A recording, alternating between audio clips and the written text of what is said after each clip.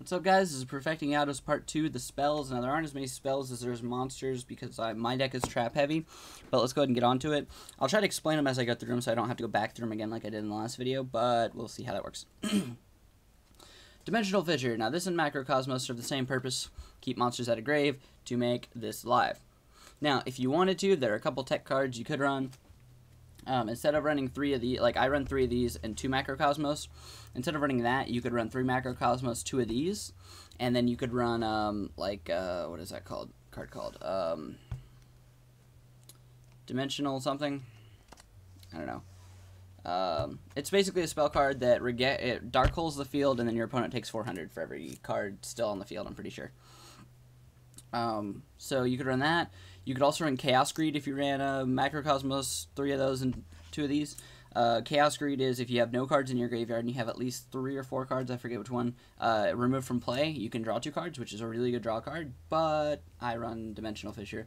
I like 3 Dimensional Fissure and 2 Macrocosmos because the Dimensional Fissure cannot obviously be rolled to Creed, because a lot of people, since they are probably not going to be able to figure out what you're running, they're going to want to stop the Macrocosmos. Oh, sorry guys. They're going to want to stop the Macrocosmos, so they're going to Royal Decree you, and Royal Decree actually does hurt. So, plus this card, you can activate this on your turn, summon your Gemini. If they bottomless trap hole your Gemini, you Gemini spark it, you target a monster, destroy it, now you get a +1, I think.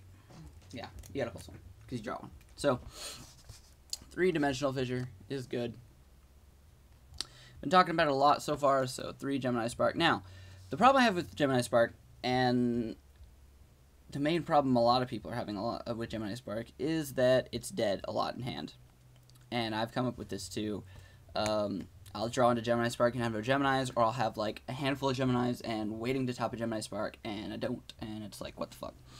I run 3 Gemini Sparks because it increases my chances of getting Gemini Spark. I tried 2 for a while, and 2 just doesn't cut it. It's not enough. I run 6 Geminis. I could bump it. I ran 7 for a while. I ran the 3 Crusader, the 3 Alias, and a Evocator. You could do that if you wanted to, but then if you did that, you'd have to take out Morphing Jaw or one of the Ryos or Battle Fader to keep the Gemini engine intact. I like 3 Sparks just because you hit into them more. I'd say 99% of the time when I'm siding, one of these Sparks is the first one to come out. So just be aware of that. Spark is a really good card. If you don't know what it does, I don't know why you're watching this if you don't know what it does, but if you don't know what it does, you tribute your Gemini monster, you destroy a card on the field, and then you draw 1, so it's like an Icarus attack, but better because it can't be Starlight Roaded, and yeah.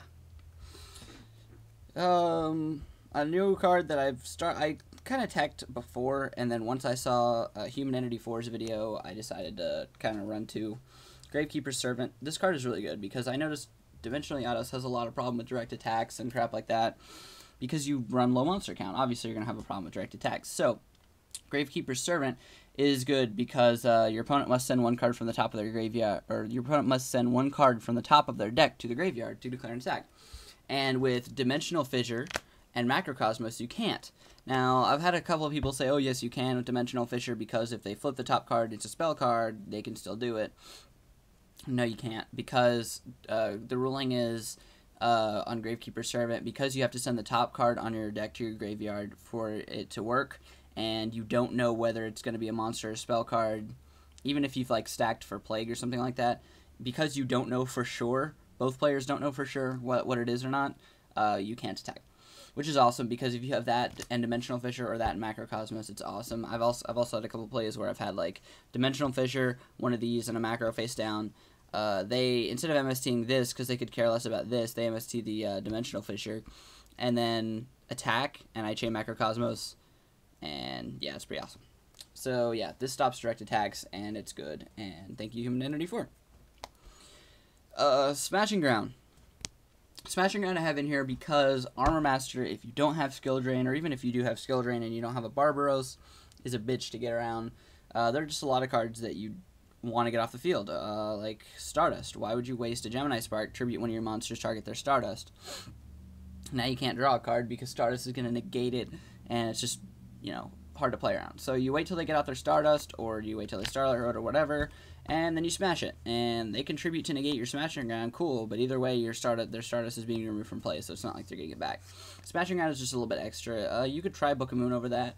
Another card you could try would be, damn, I forgot. You could safely run Fissure in this over Smashing Ground if you wanted to, because the main problem that people like with Fissure is like, oh, if you run Fissure, then they could call the Haunted, and they'll bring back a Sangan, and Sangan will be destroyed. They can get another search.